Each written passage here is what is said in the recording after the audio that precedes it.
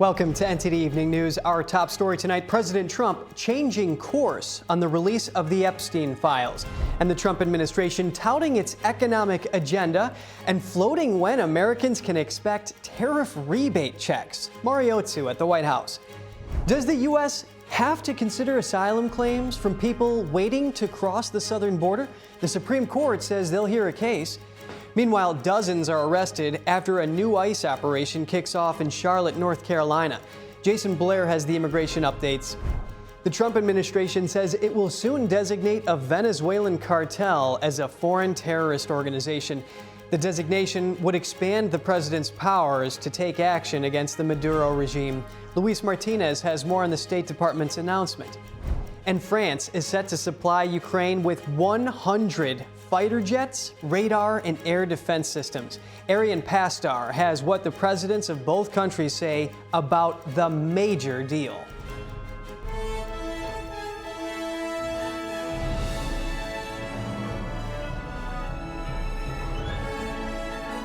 This is NTD Evening News, live from our global headquarters in New York City. Here's Tiffany Meyer. Good evening, and thank you for joining us tonight. I'm Kevin Hogan, in for Tiffany Meyer. President Trump changing course on his previous opposition to a bill ordering the release of the Epstein files.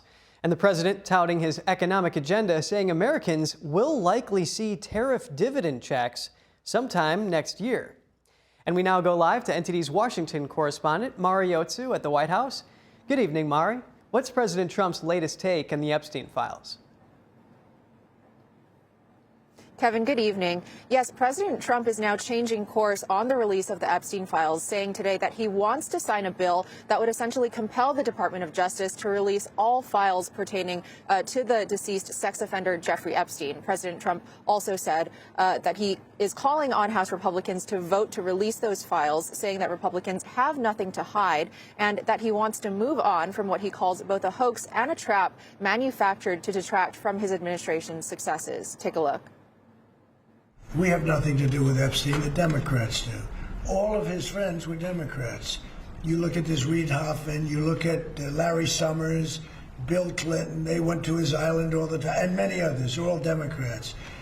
All I want for people to recognize a great job that I've done on pricing, on affordability, because we brought prices way down. But what I just don't want Epstein to do is detract from the great success of the Republican Party, including the fact that the Democrats are totally blamed for the shutdown. You know, they cost our country hundreds of billions of dollars with that. This change, of course, is coming just a day before the House is expected to vote on that bill to release the files. And as the administration is touting its economic agenda of ramping up their messaging on affordability before the midterm elections next year, President Trump today hails what he calls hundreds of billions of dollars of tariff revenue coming into the country and announces that he'll likely be issuing those promised tariff rebate checks of $2,000 for Americans sometime in the middle of 2026. And meanwhile, President Trump says that he's open to talking directly to Venezuelan President Nicolás Maduro as he weighs a decision to launch strikes in Venezuela. He adds he's not ruling out anything, including U.S. troops on the ground in Venezuela. Take a look. Ruling out U.S. troops on the ground? No, I don't rule out that. I don't rule out anything. We just have to take care of Venezuela. They dumped hundreds of thousands of people into our country from prisons. A year ago, we had millions of people pouring through our border, and many of them came from Venezuela, including Tren de Aragua, the gang. They massacre people, they cut them up into pieces, and they bury them in their communities where they grew up. They're horrible people. And we had a lot of them, and many of them, most of them, pretty soon, most of them are going to be out. This is coming just a day after Secretary of State Marco Rubio announced that he will designate the Venezuelan Cartel de los Soles as a foreign terrorist organization starting next Monday. And turning to President Trump's schedule tomorrow, President Trump is expected to host the Saudi Crown Prince at the White House for an all-day visit, including a welcome ceremony, lunch, and a black tie dinner. And President Trump said today that part of that meeting will include the U.S. selling Saudi Arabia advanced F-35s. Kevin, back to you. Well, certainly NTD and Americans are watching updates on Epstein files, affordability, and Venezuela very closely. Thank you for that update, Mari. As President Trump floats a possible $2,000 tariff rebate, how are everyday Americans reacting to the idea? NTD's Sam Huang was out on Las Vegas Strip to hear from the people. President Trump has been talking about giving out a $2,000 tariff rebate. Do you think that's a good idea? Yes. Dog, I want $2,000 right now, but I'll wait for it though, 2026. Maybe for low-income people it'd be good, but for most people I think it'd be better to pay down the debt. Who couldn't use $2,000?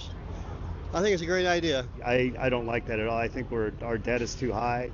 I think we should be paying down our debt. Well, if they do it, I'll take the money. I don't care. How about you? I'm not sure too. You won't take the money? I want, but Yeah, I'm not I'll take sure it will be. I don't think it's a good thing because I think once you start doing that, it's another redistribution program. So if I make over $100,000 and my neighbor makes less than $100,000, I'm paying the tax on the goods that I buy. I give that money to the government, and the government then takes that money that I've paid and gives it to my neighbor. Where tariffs come into play, if we want to tariff a country that's doing terrible things or about to go to war, committing atrocities, doing things that are very anti to what the United States interests are, doing a temporary tariff to change that country's behavior is a great thing. If we had 1,000% tariff on China, who's a bad actor in the world, I'm absolutely for it. And some people are suggesting that it's either that or pay down the debt. Which one do you prefer? I consider both, tell you the truth. I mean, my grandkids are, God knows how many trillions of dollars are going to be in debt when they get up there. You know, if Social Security is even around.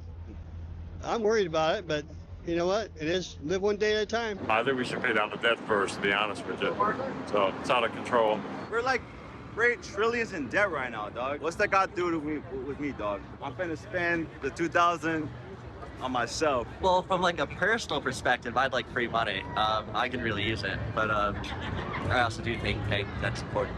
If we are going to keep a tariff policy that is bringing money to the U.S. Treasury, pay down the debt. The debt is our biggest existential crisis in this country. The fact that we won World War II is because we were able to substantially increase our debt to the highest levels relative to GDP in the history of our country. There's no way we could possibly do that again today and survive.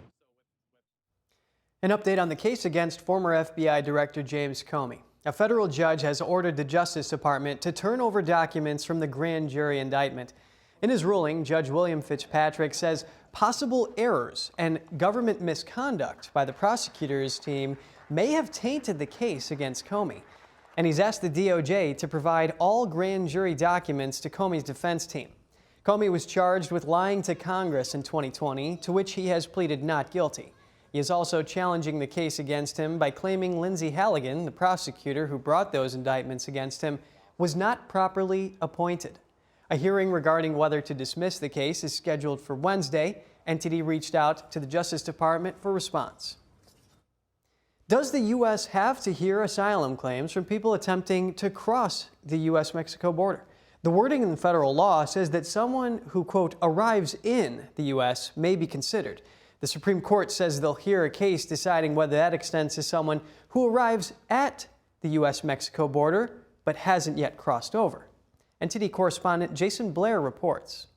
The Supreme Court announces that they'll decide whether federal law requires asylum claims to be heard from someone who arrives at the U.S.-Mexico border but doesn't cross into the U.S. The law says a person may apply for asylum stating any alien who is physically present in the United States or who arrives in the United States qualifies. While it's not normal procedure from 2016 to 2021, during an influx of immigration arrivals, the federal government had a policy to turn people away just before they crossed into the U.S., therefore not hearing their asylum claims. This is no longer practiced. However, the Trump administration wants legal clarification in case a similar situation happens again.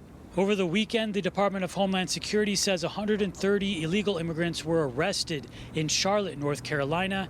What the DHS is calling Operation Charlotte's Web got started on Saturday. DHS Secretary Tricia McLaughlin tells Newsmax that Charlotte has 1,400 illegal immigrants in its jails, but will not turn them over to ICE. We're talking about serial child pedophiles, murderers, rapists, gang members, people who pose real public security threats. North Carolina Governor Josh Stein posted a message to Customs and Border Protection in response to the federal operation.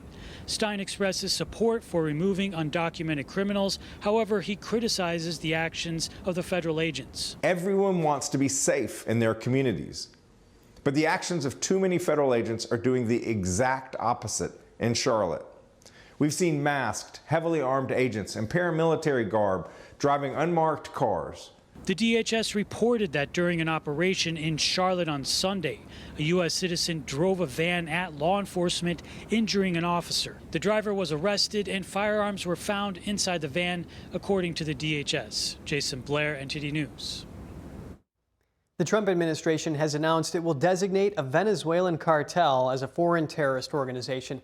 The move comes as President Trump evaluates his military options against the regime. Our Washington correspondent, Luis Eduardo Martinez, has more on the story. Peace, peace, peace. Imagine us people. Mira, son jodedores, vale.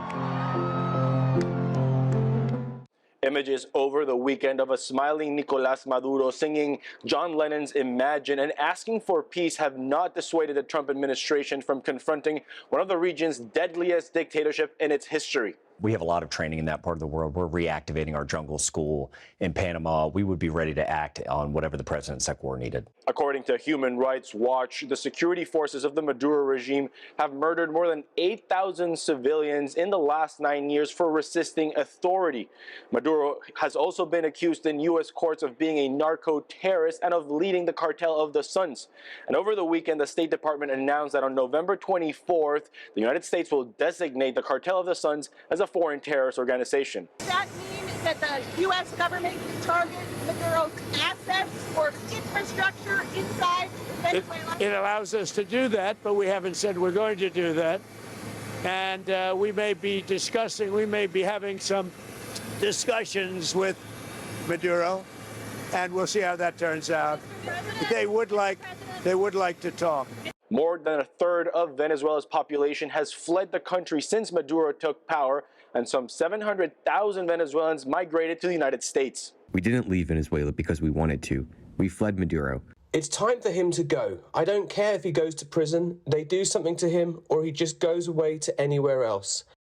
But it's time for him and his government to go. More than 80,000 Americans died last year due to illegal drugs. The Trump administration has made it a priority to stop the flow of drugs into the United States. Designating these groups terrorist organizations is the right thing to do, especially the drug cartels. They've killed more Americans than every terrorist organization in the world. It's about time we had a strong president like President Trump come in and hold these people accountable. The most advanced U.S. aircraft carrier group, alongside 8 other destroyers and F-35s, have been deployed to the South Caribbean Sea as part of Operation Southern Spear. Thus far, the U.S. military has conducted 20 strikes against cartels trafficking drugs in the region and killing over 80 narco-terrorists. Reporting from Washington, D.C., Luis Eduardo Martinez, NTD News. And with the U.S. planning to designate a Venezuelan cartel as a foreign terrorist organization, how significant a threat is this? Hear from Taylor Hathorn tonight on Capitol Report with Steve Lance at 7 p.m. Eastern Time. France is set to supply Ukraine with 100 fighter jets, air defense systems, and more.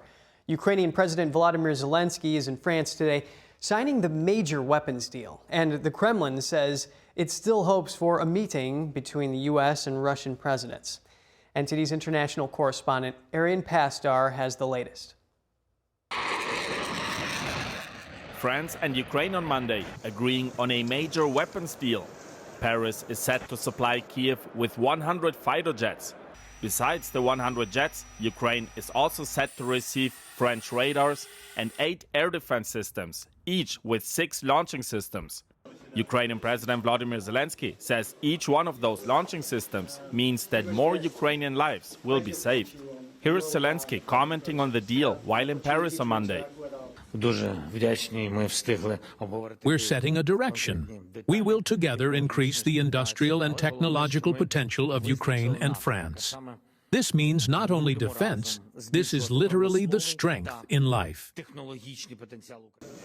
Monday marks Zelensky's 9th visit to Paris since Russia's invasion over 3 years ago.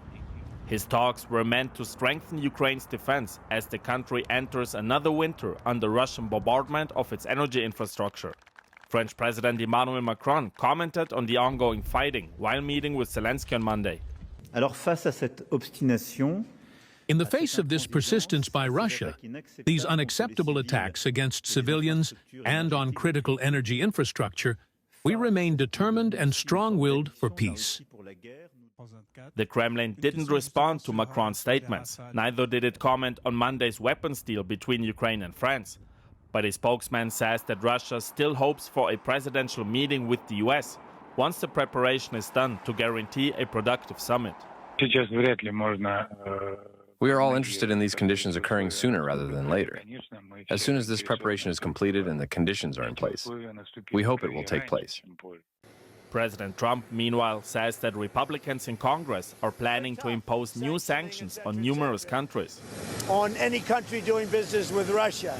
They may add Iran to that, as you know. I suggested it.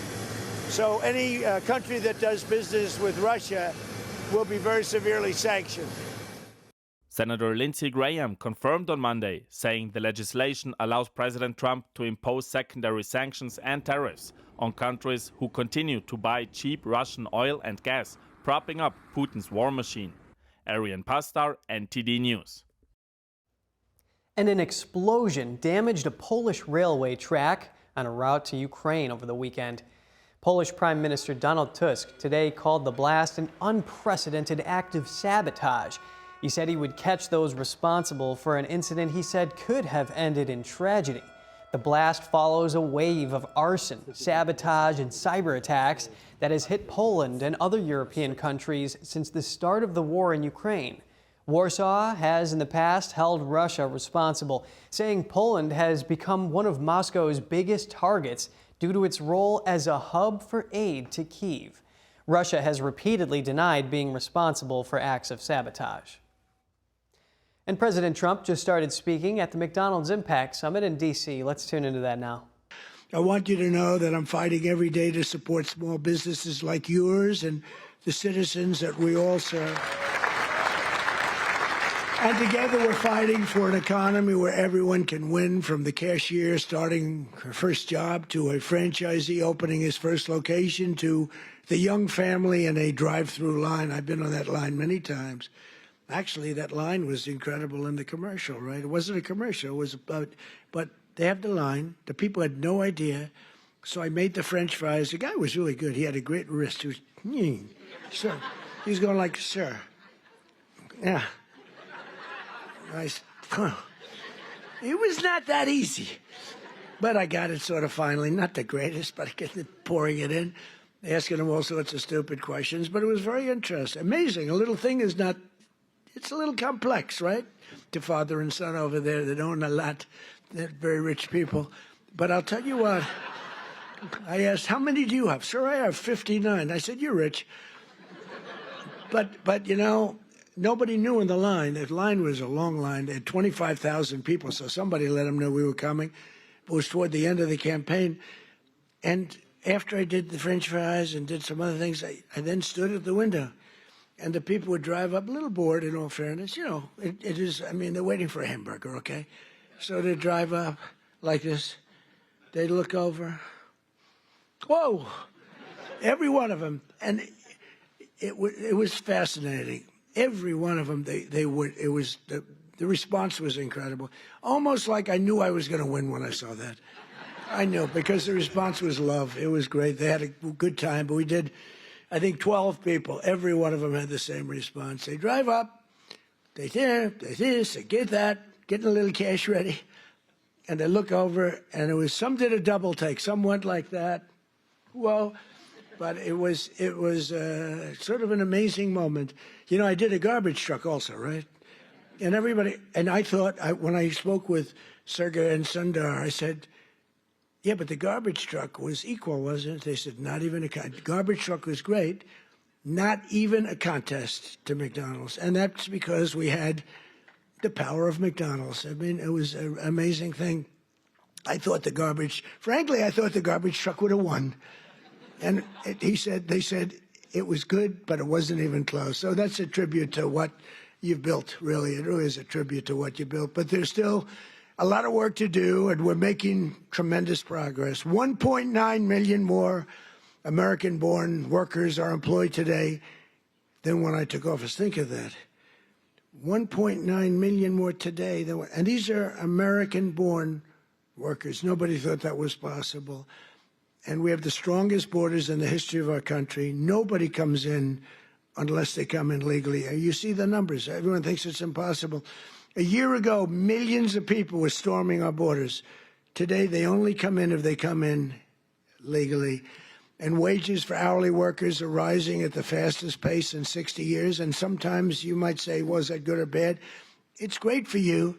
The minimum wage thing you'll have to be talking about. You're going to have to fight. We were talking about California, Gavin Newsom from California. And I knew he's laying siege on the minimum wage. And you people probably know, because that's a very complex subject, and you people probably know better than anybody the impact one way or the other, good or bad. And you're going to let your local congressmen, your senators know about it. But in 9 months, we've lifted over 600,000 Americans off a food stamp, and that's a record. And it's because we really have a strong economy. I mean, we're building thousands and thousands of factories all over this country. Wait till they open up. You're going to see something like we've never seen before. You know, we lost our auto industry. 54% of our auto industry left for other places over the years. And I think we're going to get it more than all back. They're coming in from Mexico, from Canada, from Germany. They're coming in from Japan. We made a deal with Japan, $650 billion. We never got anything. We made a deal with the European Union, $950 billion, and they have to buy our oil and gas and many other things. And I want to say it's good for everybody, all that. We made a deal recently with China. That's President Trump speaking at the McDonald's Impact Summit, highlighting the entrepreneurship of corporate owners and franchisees, saying that they have achieved 70 years of American greatness. Next, a senior Japanese diplomat arrived in Beijing today amid heightened tensions over Taiwan. Japan's new prime minister maintains they would defend Taiwan in the event of a Chinese invasion. A CCP official then threatened her with death. NTD's Washington correspondent Jack Bradley has more. A Japanese envoy is in Beijing as Tokyo is working to ease tensions with the CCP. Masayaki Kanai, the Director General of Japan's foreign ministry for the region, is meeting with his counterpart in Beijing. The tensions arose between the two countries earlier this month when Japan's new Prime Minister Sanae Takaichi told her lawmakers that if China invades Taiwan, it would threaten Japan's survival, and so Japan would be forced to defend Taiwan militarily. Following the Japanese Prime Minister's remarks, Shui Jian, the Chinese Consul General in Osaka, Japan, wrote on social media in a now-deleted post, quote, "That filthy head that recklessly sticks itself in must be cut off without a moment's hesitation," referring to the Japanese Prime Minister. The U.S. ambassador to Japan said at the time, quote, "The mask slips again. Just a few months ago, Shui Jian compared Israel with Nazi Germany. Now he threatens Prime Minister Takaichi and the Japanese people." Analysts say that this is an example of the CCP suppressing dissent, whether it's domestically or increasingly internationally. Right. This is just textbook political warfare, where if they sense that, Japan or South Korea or Taiwan or even the United States is adopting a political posture that's not conducive to the CCP, they do not hesitate to go straight to violent intimidation. These comments break years of Japan's policy of strategic ambiguity, which means not stating whether they would come to defend Taiwan if attacked, even though it's expected they would. The U.S. also maintains this policy, and Japan has the largest concentration of U.S. military power outside of the U.S. Here's President Trump and Prime Minister Takaichi aboard the USS George Washington in Tokyo last month. Born out of the ashes of a terrible war, our bond has grown over 8 decades into the beautiful friendship that we have. It's a foundation of peace and security in the Pacific. Last week, the Chinese Communist Party told Chinese citizens not to travel to Japan. The Japanese envoy is expected to tell his Chinese counterpart that there's no change in security policy. A major Chinese offensive on Taiwan would disrupt global supply chains, which rely heavily on the Taiwan Strait for the passage of a couple $1 trillion in goods every year. Reporting by Jack Bradley, NTD News. A Chinese man from the San Francisco Bay Area was sentenced today to 46 months in federal prison for stealing trade secret technologies used to detect and track missiles. The technologies were developed for use by the U.S. government. The man, Chen Guangdong, was ordered to pay $77,000 in restitution and fined an additional $100,000. Gong stole more than 3,600 files from a Southern California company where he worked as an engineer in 2023. Law enforcement also found that this was not an isolated incident and that Gong had a long pattern of stealing technology from U.S. companies to benefit the Chinese military.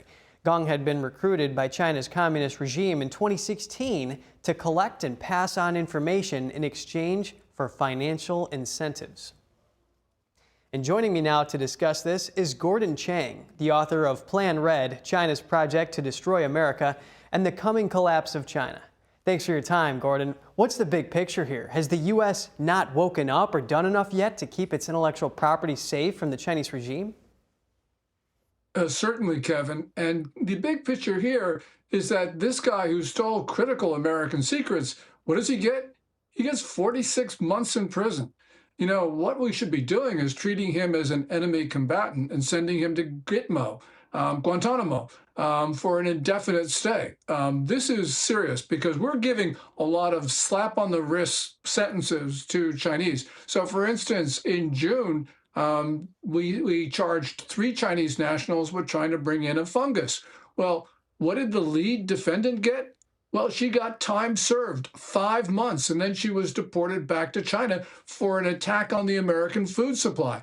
I mean, of course the Chinese are stealing our stuff because we don't impose sentences on them that merit what they have done. Gordon, that's exactly right. And when we think about this, I mean, these aren't just, dumb bombs or machine guns. I mean, this is, in his personal drive, sophisticated sensors based in space that detect nuclear missile launches and then also tech for U.S. fighter jets to jam these heat-seeking missiles and so on.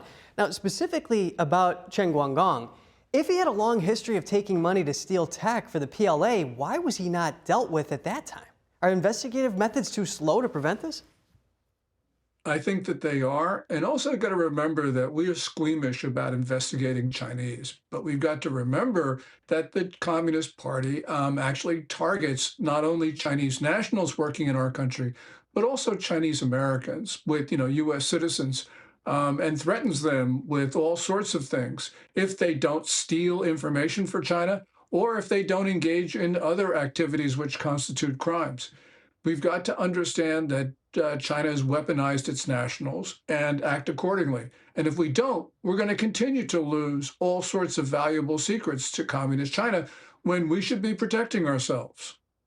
And Gordon, on that note, I mean, China, the communist regime, they have a meteoric rise in their nuclear weapons stockpile. They're being aggressive to their neighbors that we saw with Japan and the Philippines and so on. What does the CCP do with the technology it steals? I mean, we know that they're persecuting their own people. They're using it for surveillance. I mean, why should Americans be paying attention to this specifically? Well, China is using the technology that it has stolen or purchased from American companies and putting it in weapons that are targeting Americans. You talk about the surveillance state. We had Cisco and Microsoft and a number of American universities actively cooperate in China's program to surveil, monitor, and coerce Uyghurs and other Turkic minorities. I mean, that's horrendous. But also we have our technology going into weapons that are aimed at us. So that's why we should care. Yes, definitely. Now let's turn to Japan. The CCP doesn't like that the Japanese Prime Minister, Sanae Takaichi, said that Chinese military action against Taiwan would threaten Tokyo. And now the Chinese regime is threatening Japan with patrols around Japanese islands and it's targeting Japan's tourism industry. Is this straight out of the playbook of Beijing? Yes, and they've done this before, and before you've had Japanese prime ministers cave into China. Takaichi is a lot tougher than almost all of her predecessors, so we expect a better response. But, you know, China has been pressing and pressing Japan, and Japan has been trying to appease the Chinese, and it hasn't worked. And Takaichi is a lot sterner than her previous prime ministers.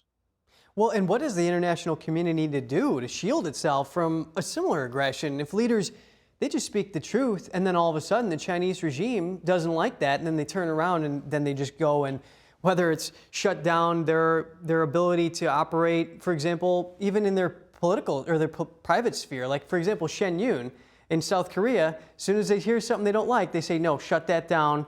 We want to silence all political dissidents. I mean, this is not just an isolated incident. No, and China's been using its leverage, economic leverage, to obtain geopolitical ends for a very long time. And the question, what should we do? Well, we should be trading with our friends and partners, not the communist regime. If we do that, we can bolster, for instance, Taiwanese, Lithuanians, Australians, and Japanese producers. And that's exactly what we need to do so that they're not dependent on China. We need to create trading blocs that isolate Beijing. Yes, and what does that look like in practice? Because we see China's Belt and Road Initiative just expanding out through Central Asia, even over to Europe. I mean, they're clearly putting a lock on critical minerals. It's like all roads tend to go through China. It's called the Central Kingdom in Chinese. What's their grandmaster plan, and how do you disrupt that, given that it's a communist regime that doesn't respect the rule of law? Well, the grandmaster plan is to rule, not dominate, not control, not exert hegemony over, but to directly rule the world. This is this whole notion of tianxia, where China not only has the right to rule the world, it has the obligation to do so. This comes out of the imperial era period. And since 2017, Chinese officials have been talking about the moon and Mars as sovereign Chinese territory. So we have to understand that our separate existence, our country, our sovereignty is inconsistent with China's notions of the way the world should operate. And we obviously, we try to ignore what the Chinese say.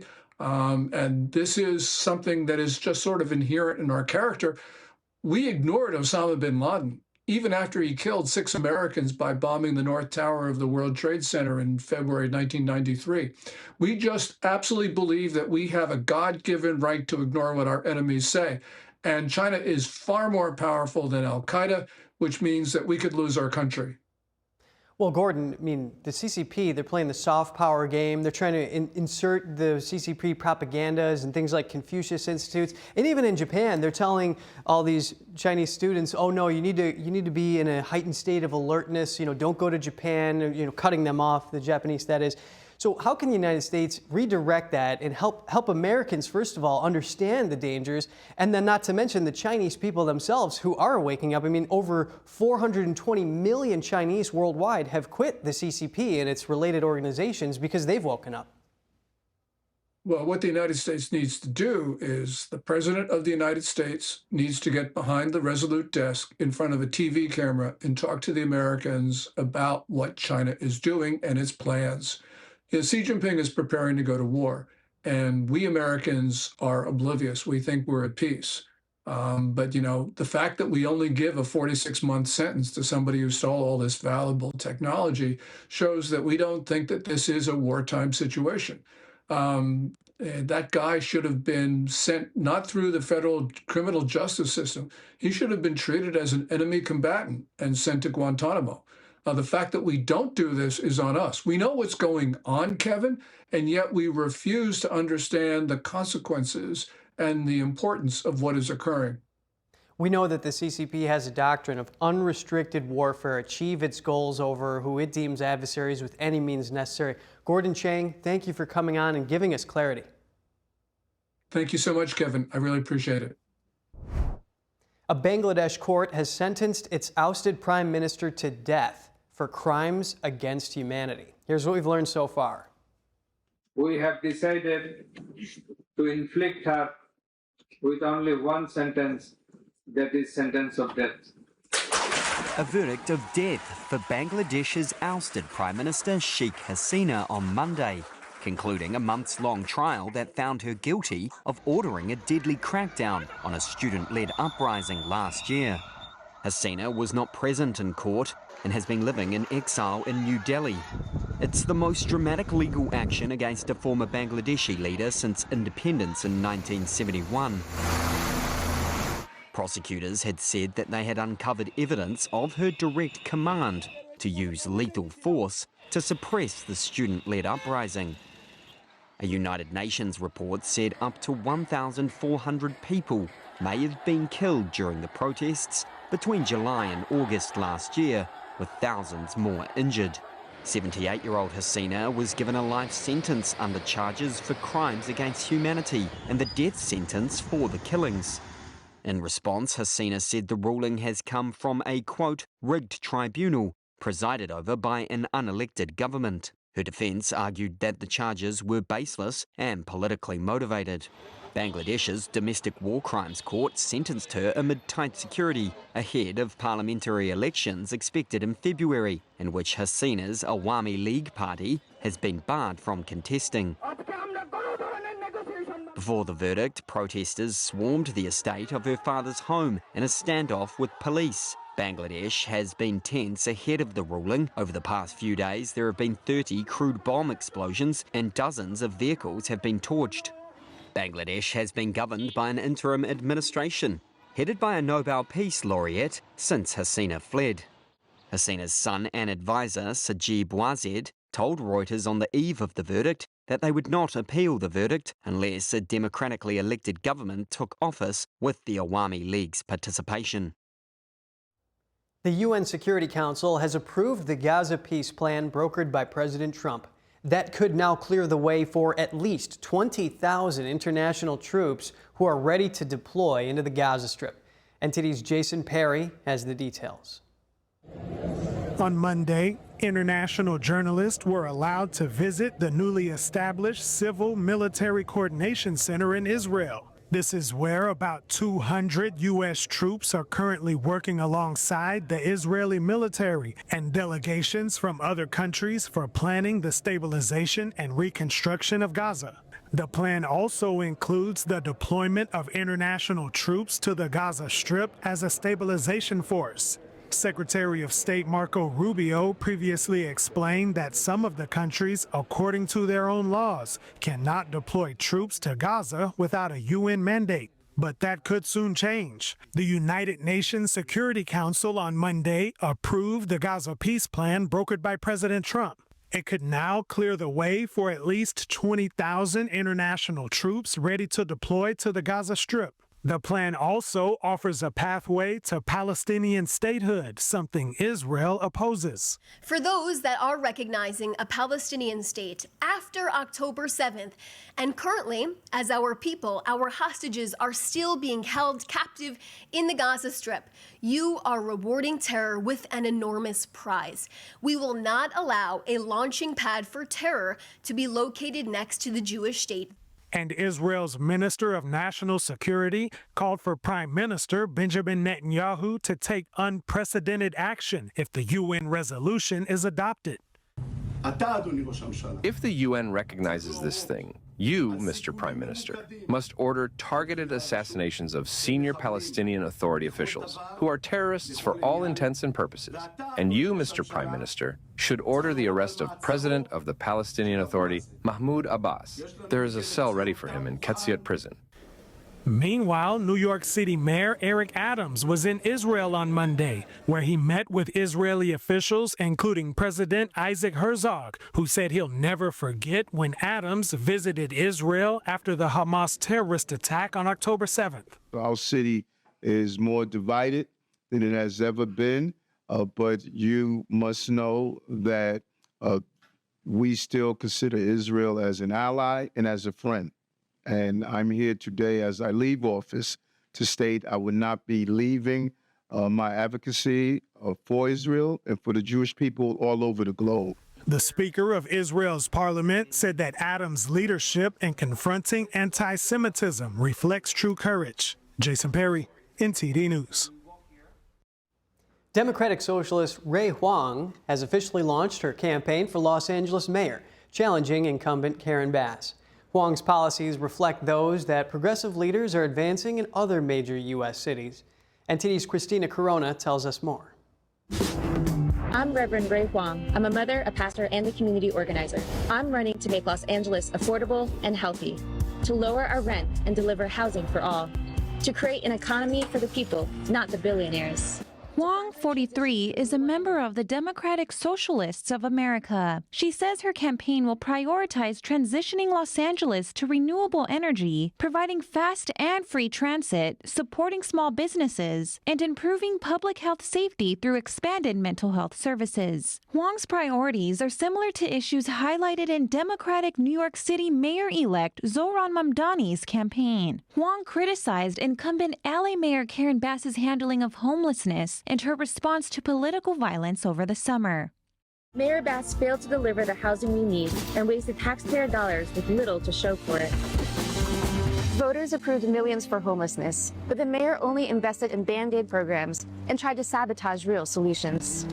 If elected, she would be the city's first Asian American mayor. In recent months, progressive candidates have been mounting challenges against sitting Democratic officials across the country. In Seattle, activist Katie Wilson recently won her race against Mayor Bruce Harrell. Her platform, similar to Mamdani's, focused on affordable housing, higher taxes on the wealthy, and government-supported grocery programs. LA's mayoral primary will take place on June 2nd, 2026. Christina Corona, NTD News.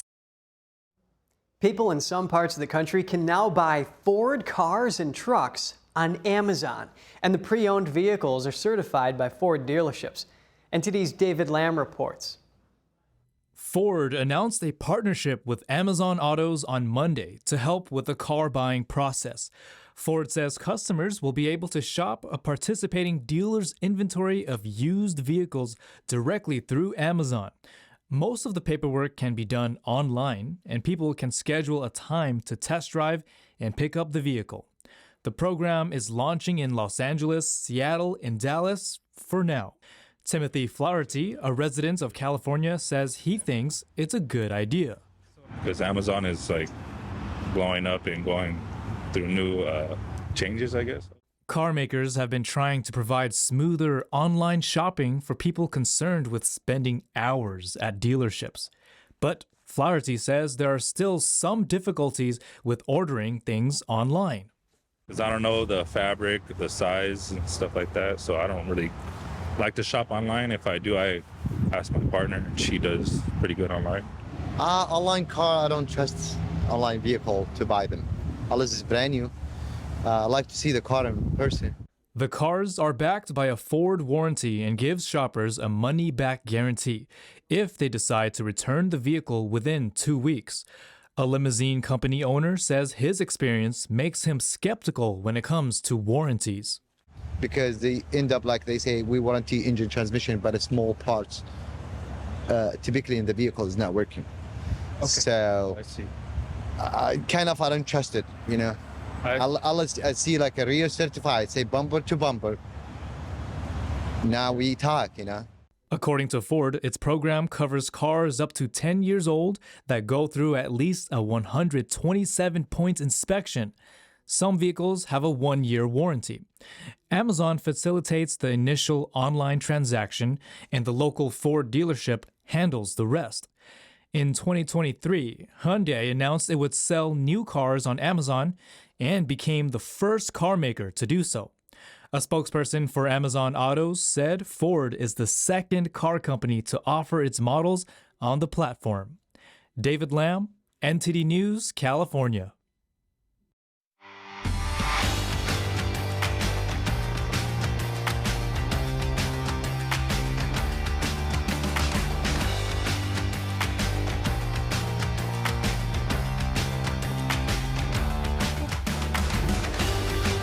Get ready, get set, and now sports news. We're joined by NTD's Dave Martin. Dave, a lot to talk about. Let's start in the NFL, where Steelers quarterback Aaron Rodgers left the game with an injury yesterday. What's the latest on this?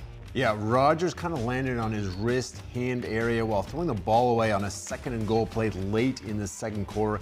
He stayed in one more play but did not return. It looked like he had some blood on his hand there, and this is his non-throwing hand, fortunately. ESPN is reporting the Steelers are concerned that he has a slight break in his hand or wrist area, and he's supposed to be evaluated further today. We hope to have some definitive news soon. In any case, his Steelers beat the Bengals 34-12. Now, elsewhere in the league, Browns quarterback Dillon Gabriel left their game at halftime with a concussion, which meant Shedeur Sanders finally made his NFL debut. Sanders, though, finishes 4 for 16 passing for 47 yards and a touchdown. Browns lost that game 23-16. And even Atlanta quarterback Michael Penix left with a knee injury yesterday. No word on the extent of that injury. So, Kevin, it's a very dangerous game, especially for those quarterbacks. Yeah, it is. They got to battle through that adversity. All right, let's look at college basketball. Purdue moves back into the #1 spot in the rankings, switching places with Houston. Meanwhile, 5 different teams received first-place votes. What do you make of it? Well, it's early, so there's going to be plenty of shuffling going on early in the middle of the season. We're definitely going to get some answers this week, though, with the matchups that we've got. For instance, tomorrow night, we've got a couple big ones. Number 5 Duke plays number 24 Kansas, and 12th-ranked Kentucky faces number 17 Michigan State, all in the Champions Classic. That doubleheader will be nearby here at Madison Square Garden. Then Wednesday night, number 3 UConn hosts number 4 Arizona. And later that night, 11th-ranked Alabama is at number 8 Illinois. By the way, the Crimson Tide have had a tough non-conference schedule already. They already beat 5th-ranked St. John's a week ago, and then they lost to Purdue last week. After this one, they still play 13th-ranked Gonzaga, and then next month, number 4 Arizona, so kudos to them. Now back to the schedule. There's another semi-big one this week as number 9 BYU faces number 23 Wisconsin on Friday night. So some big games for us college basketball fans here. Yeah, the Garden, let's go. All right, switching gears to tennis. Jannik Sinner beat Carlos Alcaraz yesterday in the championship match of the ATP Finals. How does that affect the rankings? Well, Sinner beat Alcaraz 7-6, 7-5 to win the ATP final for the 2nd straight year. But Alcaraz only needed to advance to the semifinals to get enough points to pass Sinner in the rankings. So Alcaraz, this is the finals. So Alcaraz will be the year-end #1 ranked player, which is kind of a big deal in tennis. It really means you had the best calendar season. It's hard to argue with that. I mean, he went 70-9 this year, won a pair of Grand Slams. Sinner, meanwhile, will end up at number 2. He went 57-6 this year. He won the other 2 Grand Slams. Meanwhile, those two have really separated themselves. Now, meanwhile, tennis is kind of in a hiatus until January when the Australian Open kicks off. So definitely looking forward to that one. And power hitters. Yeah, all right, let's go to tonight's NFL game, though. Dallas Cowboys are at the Las Vegas Raiders. What do you make of this matchup? 2 teams that have kind of disappointed thus far. Dallas is just 3-5-1. Now, their offense is 3rd in the NFL in yards and 4th in points scored. But their defense is like the inverse. I think they're next to last in yards allowed and points allowed. This will be their first game, though, with their new defensive tackle, Quentin Williams, who they got from the Jets last week. So we'll see what their defense can do. Vegas, meanwhile, 2-7. They kind of have the reverse problem the Cowboys have. Not much offense. Their defense, though, is only really middle of the road. I would have expected better from a team with Pete Carroll at head coach and reuniting with Geno Smith there. Plus, they got Ashton Jeanty in the draft. It just has not kind of quite worked out yet. So the game starts at 8:15 Eastern Time and will be on ABC and ESPN. So we'll have to check our fantasy football team tonight, Kevin. That's right. Yeah, you're kicking us off here, Dave. Thank you for that update. Thanks, Kevin. And that's all for today's news. For round-the-clock coverage, visit us at ntd.com/live or download our NTD app. Thanks for tuning in. I'm Kevin Hogan. Have a good night.